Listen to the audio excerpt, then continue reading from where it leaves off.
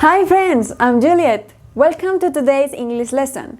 In the last lesson, we learned about the sounds of the letter L. In this lesson, we are going to learn about the sounds of the letter M. Remember that you have a PDF document where you can see all the pronunciation of the words in this video. This is the letter M. La letra M en el inglés solo tiene un sonido y es el mismo que en el español. Cerramos nuestros labios y dejamos que el sonido se vaya hacia la nariz. Vamos a ver estas palabras. My, dream, many, marry, money,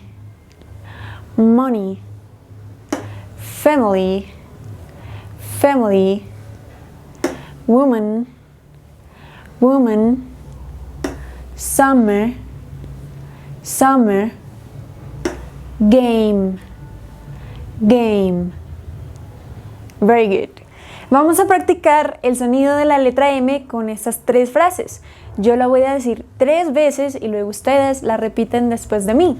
My dream is to marry a man like you in Madrid. My dream is to marry a man like you in Madrid.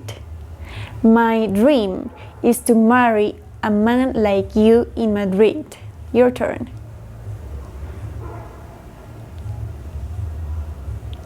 Very good. The second one.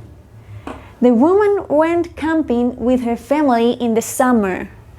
The woman went camping with her family in the summer. The woman went camping with her family in the summer. Your turn. Perfect. The third one.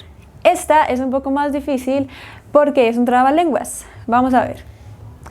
My milkman's mild milk made me move my mouth more. My milkman's mild milk made me move my mouth more. My milkman's mild milk made me move my mouth more.